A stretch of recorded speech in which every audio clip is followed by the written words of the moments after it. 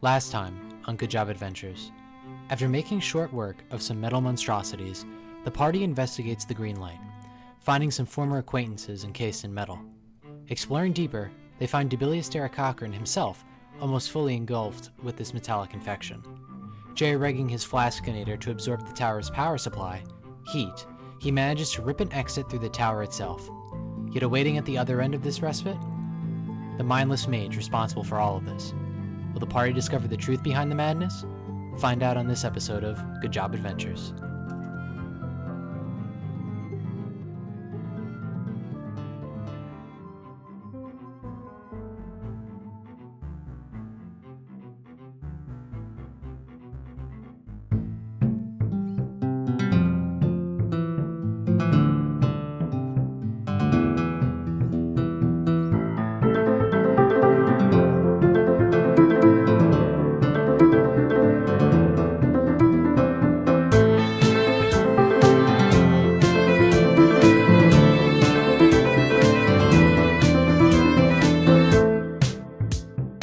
Welcome back, everybody, to this week's episode of Good Job Adventure. Should be episode 24.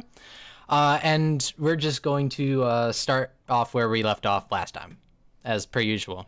You may hear a constant ticking timer throughout this episode. Why's that? Vin doesn't watch any classic TV shows. But let's go ahead and get started. So, before you all know, Blasto sits down atop a steel throne, jagged from misshapen portions of metal that seem to have been hastily put together. His erratic green aura seems to have grown brighter since the last time you've seen him. Wisps of steam are drawn to him from all directions. As they merge with his form, his aura begins to grow, more stable and sickly green. His steel figure, that had been clear from your first encounter, is now growing darker as a more cosmic rust seems to be growing off of its core. Speckles like tiny stars move and float around him now in an orbit. Observing the orbit, portions of the starlit speckles seem to strike strings of golden light that appear in and out of view. Small verps can be heard. Elagos and Aul, you recognize these golden strings as portions of the Ethereal Plane. At his right hand stands Fixus Van Corfer, completely covered in steel except one eye that seems to be glowing the same color as the aura. And he begins to speak. Welcome, mortals, to the domain of creation. I have been created to speak to you in place of the master of this domain. Hello, what's your name? I have no name. All right. This is going to be difficult to address one another then. Then simply call me by my previous form, Fixus. Okay, Van Corfus. You're Fixus? Not entirely. But partially. Little bit Fixus and a little bit of whatever the fuck. I thought you were going to say a little bit of Fixus by my side. Oh my god. Ladies and gentlemen, Fixus number 5. Fixus number 5. Who created you? You said you were created? Simply put, your assistance is required. Currently, the being that you all call Blasto, and he motions towards Blasto. You don't get to call him that. Blasto is in a state of, one would say, disrepair, and desperately needs to be fixed. Pieces of his being, and his reason for being, are lost within the Ethereal Plane, which we are continuously jumping through. What is being requested of you is to travel to this plane and to retrieve the blessed steel of Blasto, and then return to this realm for him. Does anyone have any idea what the fuck we're... Wait, what? You need steel? Wait, why? I don't know what's happening. Yeah, I'm gonna need a little bit more clarification on why you're turning everybody into the Tin Man, which now exists in your universe. And can you stop this as I pick up my foot and kind of show him the little metal that's kind of creeping up? I would also like to know. That is what is the state of disrepair. This is not something that is consciously happening. This is something that is unconsciously happening. It is not something that he can control. So you're just accidentally damning people to a eternal existence as metal statues. In the way you put it, that is correct. So you're saying you're not Blasto? I am a creation of Blasto. Then why is he going around blasting people and turning them into metal? Blasto is attempting to recollect the portions of the steel that were lost within the ethereal plane, and also attempting to collect raw materials to perhaps recreate it. However, that is proving unfruitful. You don't say. Wait, so you want us to collect the steel? Correct. Wouldn't that give him what he wants? Yeah, to be entirely honest, Blasto doesn't really seem like a benevolent entity when it comes to my friends here or the Yeah. people we've interacted with, most of whom are now made of metal. I, for one, do not welcome our new metal overlords. I also do not. That is understandable, which is why Blasto has essentially put in something for you. If you are to complete this task for him, the restoration of your lost comrades, as well as an additional reward, will be delivered upon completion. I don't suppose we have any way to guarantee that.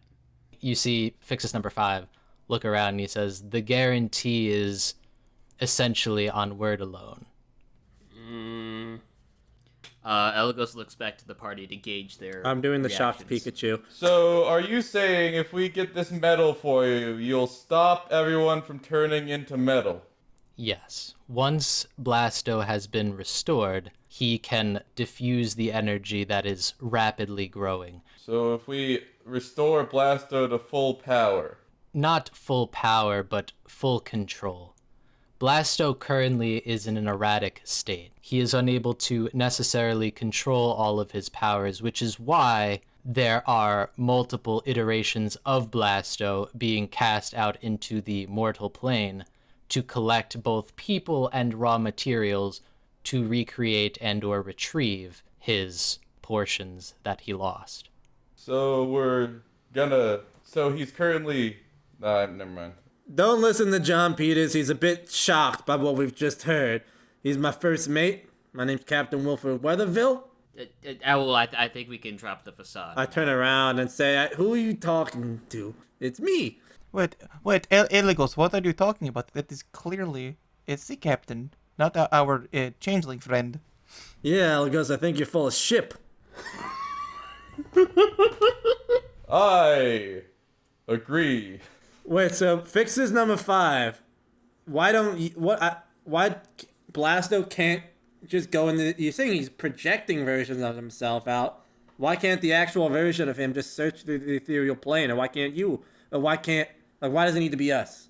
We cannot materialize within the ethereal plane, as Tomas prevents us from doing so. When we step foot within the ethereal plane, we verp out of there. Oh, Jesus. His entire presence is a curse, honestly.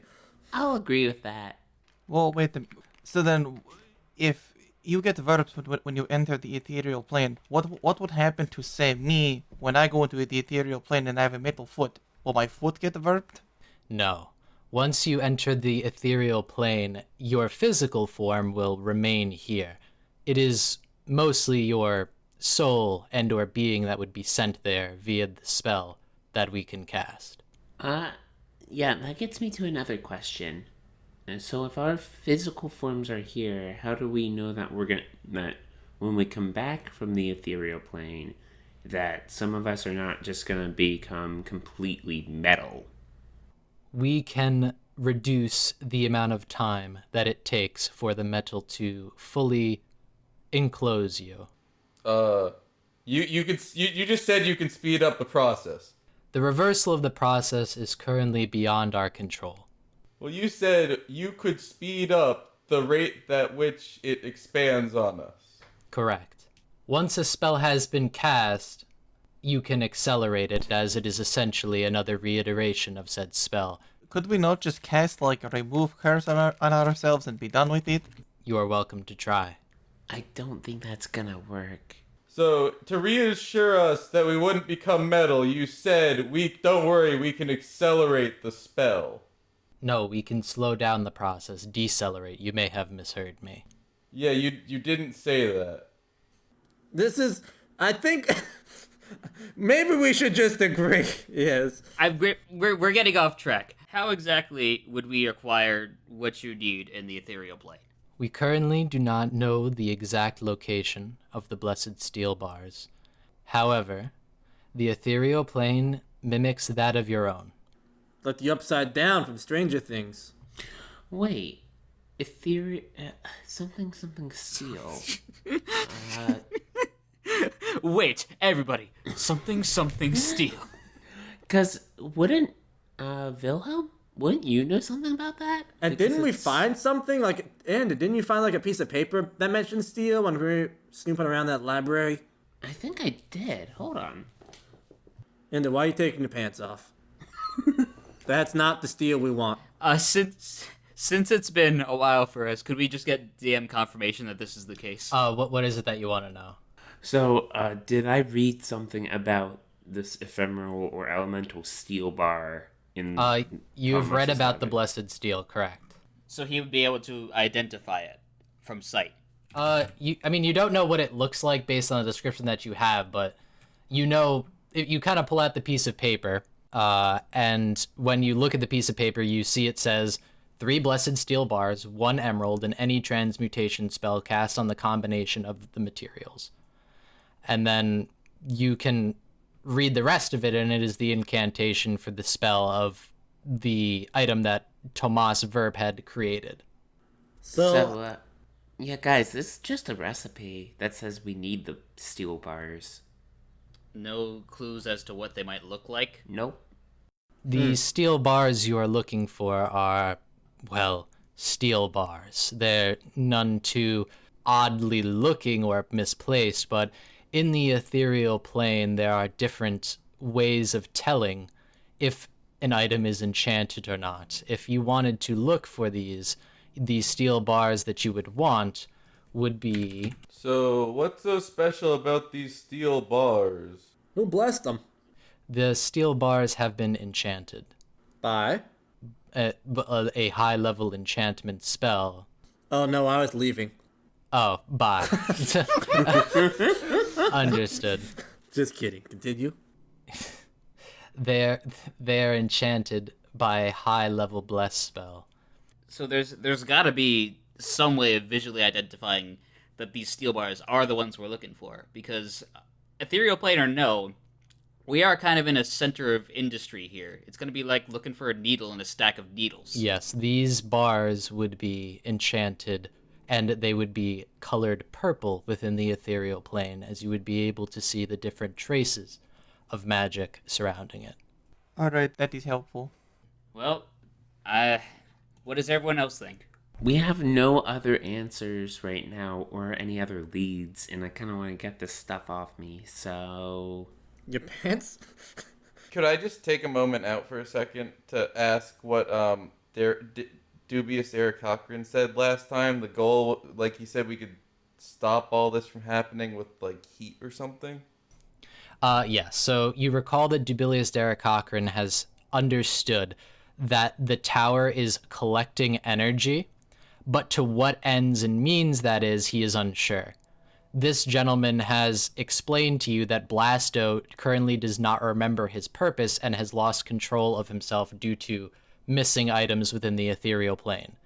Okay.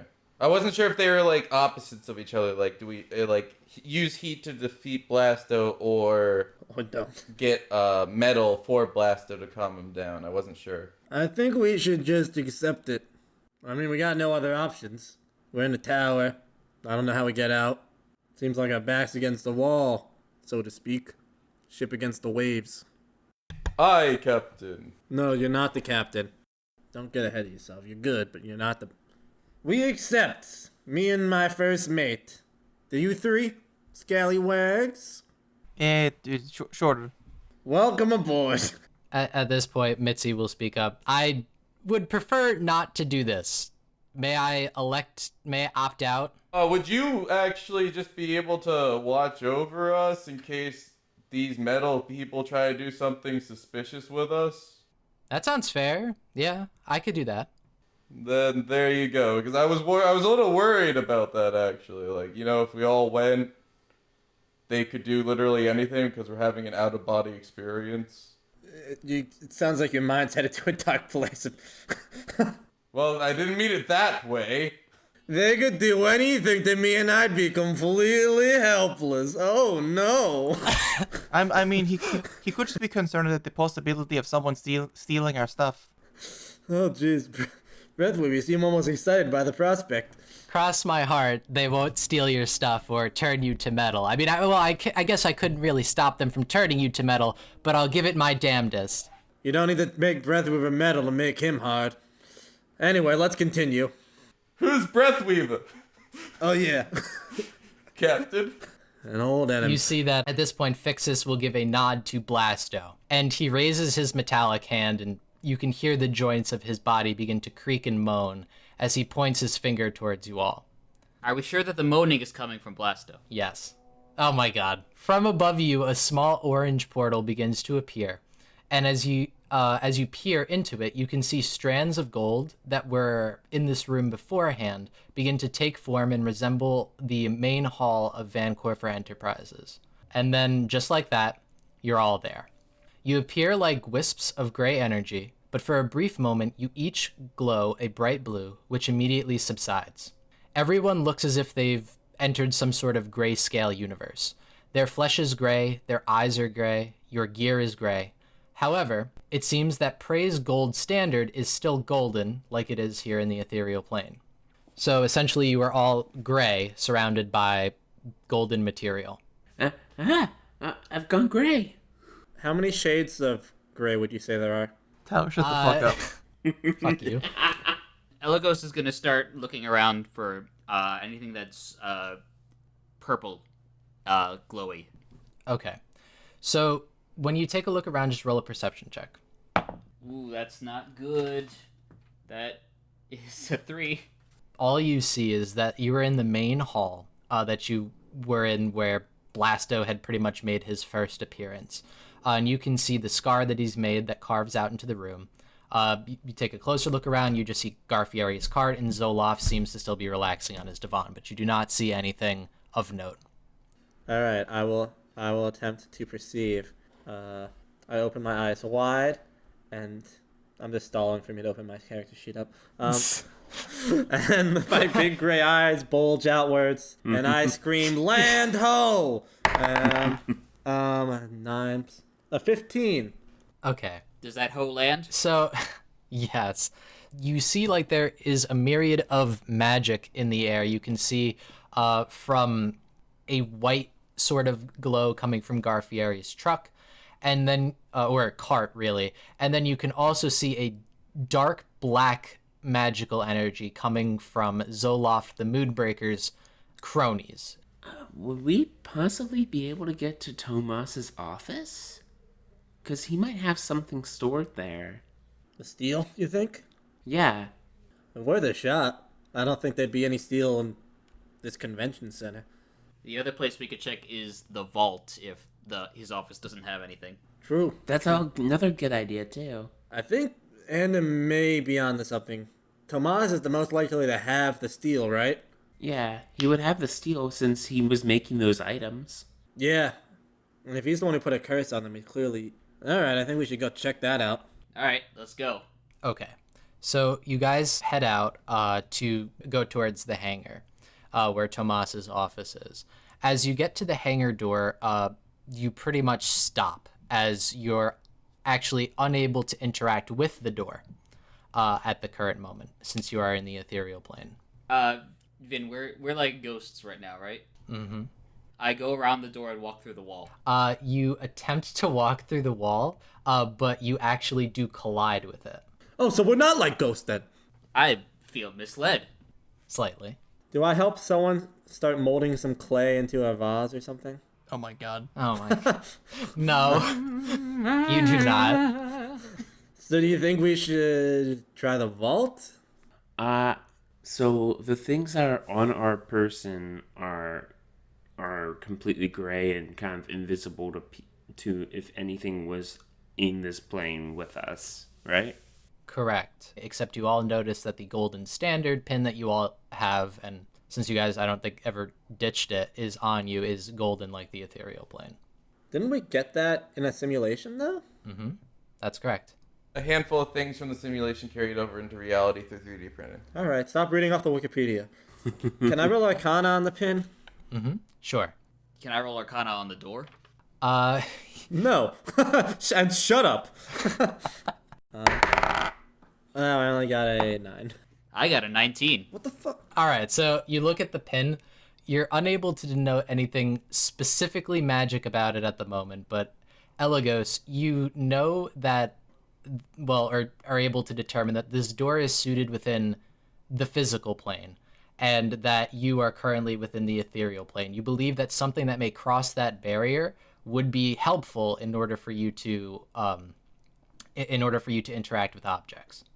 I am going to take off my pin and see. I press it against the door and see if I could use it to, like, push the door open. Melon. Wait, hold up.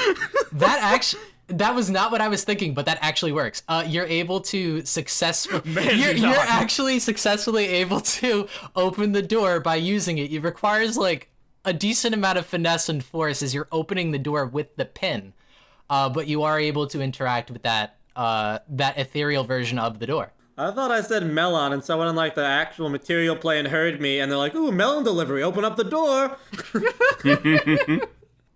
You're able to use the push pin to successfully open the. That was, actually no meme inspiration. That is not at all what I thought was going to happen. But technically, you're right with my rules. But yeah, you're able to open up the door. I'm gonna. Can I get that in writing? It doesn't matter. It's recorded. So you open up the door into the hangar, and you're able to see inside of this room 2 distinct colors of magic strings that you're able to see through the ethereal plane that is currently building it. You're able to see that there is a decent amount of green energy in here, which you currently do not know what type of magic that would be, unless you want to make a speculation. Didn't Blasto use green energy? His rays, he was blasting. Yeah, I mean, it was like a fresh head of lettuce or something. It was just disgustingly green. You can roll an Arcana check, Ander, just to see, since you are like, I guess, the learned mage. I'll allow you to determine and see if you know what those colors would be. 25. Okay, so here you go. Conjuration magic is orange. Necromancy is black. Evocation magic is red. Abjuration magic is white. Transmutation magic is green. Divination magic is blue. Enchantment magic is purple. And illusion magic is magenta. So as you are able to look around this room, you see that there is green strands of magic here, which you can tell is related to transmutation. And across the floor, you're able to see traces of blue magic tracing out into what seems to be a magical circle. Okay, guys, I'm getting something. So there was definitely some transmutation and divination magic here. I think what probably happened based on that recipe that I found on the physical plane, this is where he already had cast the spell, so the blessed steel bars aren't gonna be here because the spell was already cast. Well, then where would they be? So if you guys take a quick look around, you're actually able to see that there is green trails and wisps of blue energy also leading out of this place that you could follow, but you can warrant further investigation inside of the hangar if you'd like. I'll just follow the energy. Okay. I was gonna say, like, maybe he keeps a record of where he keeps the rest, but sure, let's go. Do you Let's think follow. you'd be able to interact with a book? That's a fair point.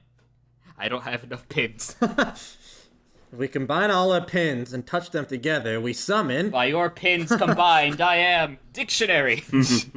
Jesus. But Elagos, you actually do notice something in this room, just of note. As I had mentioned previously, there is traces of that blue magic spread across the floor inside of a magical circle. You notice that this magical circle is incredibly similar to that of the one in which you saw in your vision inside of the vault on floor 100. This looks familiar. What's it look familiar to, LA Ghost? I don't know. I feel like I've seen it somewhere. Good enough for me. Let's go. Going forward, you guys are able to find the trail of the green magic over towards the vault, where you guys had said that you wanted to check earlier. However, you are able to see that the strands of blue magic are also leading into the vault, as well as stretching out into other places within the compound. I feel like the green magic may be the most important. Yeah, because at least for the green magic, it's transmutation, meaning That was used to create the blessed steel bars that needed transmutation, right? Well, wait. Weren't the steel bars supposed to be purple? they were supposed to be purple, but because of the actual spell that was on that sheet that required the steel bars anyway, was a transmutation spell. Okay. I understand. All right, so you are all now in front of the vault, which you see the door is closed.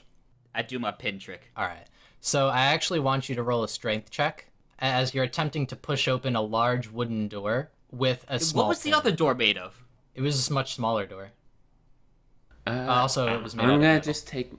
I'm gonna take my pin off and try to help him. I will take my pin off. You have advantage. I'm not trying to help. I'm just taking mine off. Okay. You have disadvantage now. This is a strength check. Yes, you have advantage on a straight strength check. All right, that was an 11, and that is a 21. You're able to successfully push open the door slightly, and then which would warrant enough room for the rest of you to slip through. So as you all enter the vault, you will see that there are swirls of actually magenta colored magic inside of this room. As you see far more switches and levers and contraptions inside of this room, you're able to see the mirrors enlisted in a gold light, but there are a lot of things in here that are hued in a magenta light. Guys, this is gonna be illusion magic. Keep an eye out. Okay. All right, so you're able to see switches littered throughout this room in different locations, and you currently cannot see the elevator contraption as of yet. So what are you going to attempt to do in this room? I'm going to look up at the ceiling mirror to see if the switch can still be seen. You are able to look back up at the mirror, and peering into the mirror that's on the ceiling, you can see there are many switches that are now visible to you as you essentially gain the benefit of true sight while being inside of this plane. It's been a while since I've seen so many switches. Everyone's out of stock nowadays. I hate you. John Peters, you solved the puzzle the first time. Why don't you solve it now? Back up your puzzle solving skills. Could you go over it one more time for me again? So there are a bunch of switches in this room. As previously known, the actual layout of this room is a puzzle that changes every day. You're still on the same current day. However, now you can see so many switches that you don't currently remember which one was the switch that you used before. Everyone look up and start trying to interact with switches. Maybe we find one that we can't interact with that's on the physical plane. Wasn't like the switch that Breathweaver used in like the back right of the room or like the back right corner or something? You do look up and you are able to see that there is a switch there. I'll do that one. Surprisingly, you are able to actually interact with this magenta switch, and you do see that the elevator is able to come up. Good idea, Legos. Thanks for I mean, I guess it wasn't what I thought would happen, but it worked. Never leave a first mate to do a captain's job. So as you guys stand near the elevator, you notice that it is also made out of that same golden material. So what would you like to do? You think that this is completely unrelated? I just had it come to me. You think that prey was part of? I guess the color's gold, but do you think that prey was part of the silver blaze? Seemed like Fixus might have been, and they're using the same special materials. That is entirely possible. I want you to roll. Actually, in this instance, we'll use Ander. Ander, roll a history check. Okie dokie. 8. It could be possible, but I'm not completely sure on the details. I think maybe we'll find some answers if we go down deeper into the vault. Definitely. We could try the same floor that we saw last time. We could. Floor 100? Put 111 in. Yeah, that did look at that. Yeah, let's try that one. It looked like We could just put 100 in. We know that there are only 100 floors. And we could stop at floor 69 on the way down. Oh, we didn't get to do that. Breathweaver, you dog. Well, I'm entering 069. I'm so happy you put the 0 in there. Okay, yes. So you're able to put in floor 69, and I hope that you all know that I hate each and every single one of you for me to have to fucking make floor 69 here. Like you didn't know this was gonna happen. The elevator begins to descend. You have a few moments to talk amongst yourselves. So, Wilhelm, what do you think's gonna be behind door 69? Yeah, I don't know why I did that voice. I have no idea. Goblins? Don't get his hopes up. Do you mean goblet or goblin? Because I heard goblet like a cup. The Goblin of Fire. Did you put your name in the Goblet of Fire? What'd you put in the Goblin of Fire, Wilhelm? What? What about you, Eligos? What are you hoping's behind door 69? The answer to everything that we've been looking for. But that's 42.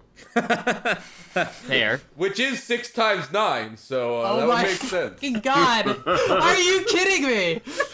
What is that reference to? 42 is the reference to Hitchhiker's Guide to the Galaxy. I know, but I don't know what the 6 times 9 equals 42 is. It's the book 2 of the series. The answer, spoilers for anyone who hasn't read it. The answer that they determined was, what do you get when you multiply 6 times 9?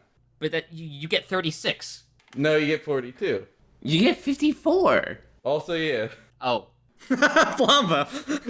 I majored in math. I wasn't sure if you were making another reference. Oh my fucking god. And then I think there's a joke after they say that they go, I thought there was something fundamentally wrong with the universe. That's a good joke. And while it's taken this long for you all to get to floor 69, you now are able to arrive after not discussing anything related to the actual... Alright, whatever. Contents of floor 69. What did you expect? You arrive. We did. I don't. You're right. I have too much to expect from you. But you arrive on floor 69, and what you're able to see is this is essentially another library. But it also seems to have certain artifacts listed there and appearing within this place. You're able to see there are certain magical items. You're able to see some of them that are glowing red, some of them that are glowing orange. There seems to be some war horns down here. There are whips, and there are a couple of other. It seems to be like support items or items that serve an additional purpose. You're able to see those different shades of magics. However, everything is currently in the golden state of the ethereal plane, and you currently would not be able to interact with them physically without those push pins. How many more turns does this golden age last? Oh my god. Like, is this just like a carryover of the references from the previous episode just to make me mad or something? Or like, Yes. Are you just really good I mean, at everything we do is to make you mad, but that doesn't necessarily mean it's a carryover. Do any of the items jump out as something we should look into? You're able to see that there is one item that seems to be fairly interesting. It is actually a orange horn, an orange war horn that is placed here. That seems to be of note. It seems to be on like a pedestal towards the center of the room. I will walk up to it and blow. Careful, orange is conjuration. Yeah, we might summon something we don't want. Or what if we summon something we do want? Oh, wait. Are you ready to take that risk? Because I'm not. Yeah, I'm also not ready to take that risk. What about you, John Peters? I'm You kind of getting it back into the little elevator shaft. John Peters is a master of risk-taking. This is true! As I poke the orange thing. All right, so you try to poke the orange thing, but you're unable to actually touch it. See? Nothing went wrong. And I may have missed it, but there's nothing like purple in this room, correct? There is nothing purple in this room. Well, this is disappointing. Try blowing into the horn. Eligos is heading back for the elevator. So, Aul, I want you to actually roll an Arcana check for me. Alright. Nope, it fell off the table. Oh, I got nat 20! You think that you may have found a solution to your interacting with objects problem, as you remember that you do have the spell Mage Hand. Oh wait, actually I have an idea. Everyone's leaving because they don't want me to touch the horn, and then I'm like, all right, I won't touch the horn. And then as I say that, you just see a hand fly out from like my pocket, and I'm like, oh, what the hell?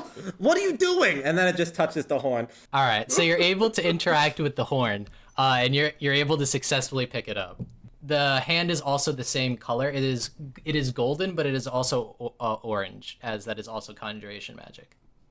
Oh, yeah, that's a perfect idea. And I'm gonna cast Mage Hand as well, so we have now a set of 2 hands. Okay. Why are you doing this? Everyone put your hand down. Well, Elagos, this will allow us to interact with things. Yes, I'm aware, but why do you want to interact with this horn specifically? Oh, no, I just summoned the hand in case we'll need him later. And I'm currently patting the hand.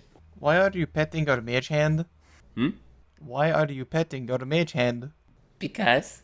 I think we might be able to interact with the colors based on what kind of spell we have active. If you know what I mean. I don't. So like that orange horn can be interacted by orange objects. I'm gonna command my Mage Hand to pick up one of the red items in this room.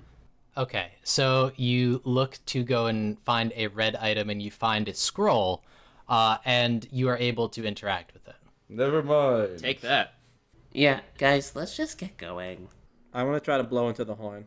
Oh, no. Okay, so as you blow into the horn, since you technically are able to establish semi-permanence by holding it with a mage hand and blowing into it, you're able to actually successfully blow into said horn. Once you do so, you're able to see about 10 goblins summoned within the material plane. Oh, I recognize this horn. I think it belonged to someone named Einzul Gon. Oh my fucking god. What is that? I don't. It's an Overlord reference. Wilhelm, look away. Wilhelm, do you recognize any of these? He's looking at the goblins and just sheer awe and curiosity at how this horn just conjured a group of goblins. You want this horn? We can take it. This could. I'll take the horn for Wilhelm. It could come in handy later. I gotta say, for floor 69, this was mildly disappointing. What did you expect? It usually is, Elagos. It usually is. That was fantastic. I'm sorry, Harris, whatever the fuck you just said, I didn't hear it because of Corley's joke. Breathweaver gets inspiration. Who just got inspiration? You did. You did. Nice. Wait, what did Corley say? I'm confused. You'll just have to re-listen to it.